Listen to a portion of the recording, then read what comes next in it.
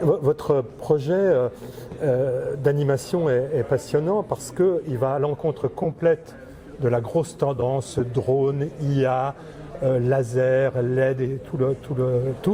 Vous, vous travaillez à la main. Oui, je pense que c'est un peu le meilleur moyen pour moi et ça l'a été tout au long de ma carrière, hein, j'ai pas fini, mais c'est d'être sincère dans ce que je fais et de pouvoir le partager aussi avec l'équipe avec qui on crée cette œuvre. Donc c'est de pouvoir justement refléter ce que l'on est à l'intérieur. Pour moi c'est le meilleur moyen d'avoir un contact avec la matière quand je dessine. Et donc les Malpersanes, vous avez vécu en Asie, en Indonésie, c'est important ? Oui, c'est important parce que, en fait, bon, oui, j'ai vécu quelque temps en Indonésie, mais j'ai voyagé pas mal et j'ai travaillé aussi pour des festivals des cultures du monde. Donc tout ça, ça nourrit un peu l'imaginaire et je suis pas le seul, dans l'équipe aussi.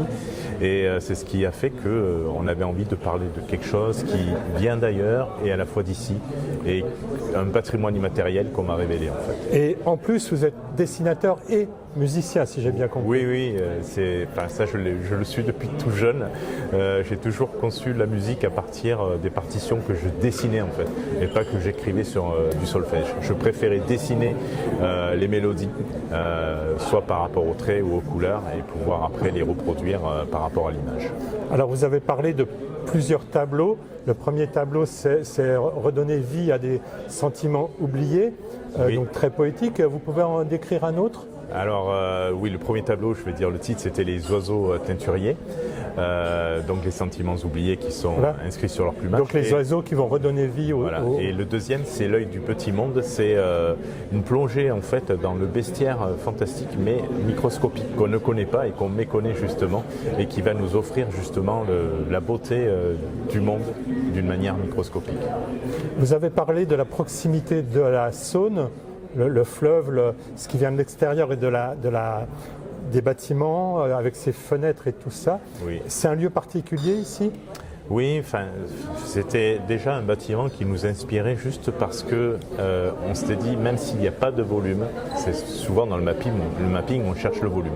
Nous, le volume, on va le chercher à l'intérieur, c'est-à-dire qu'on va aller chercher dans le quotidien des gens.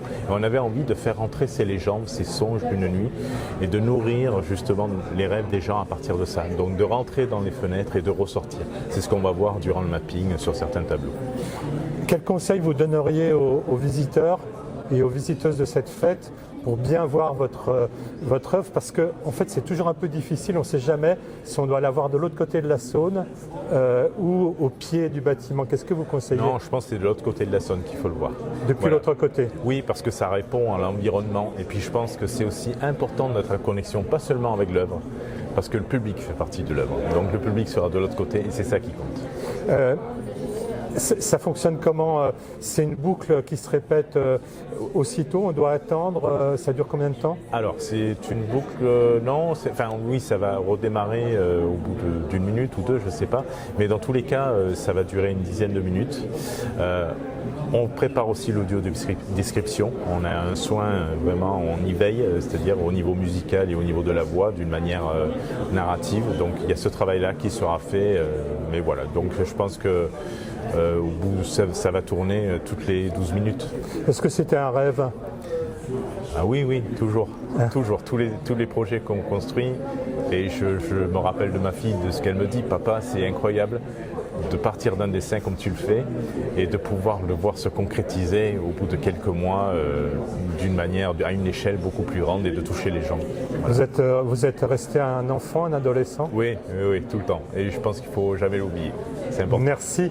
Ouais.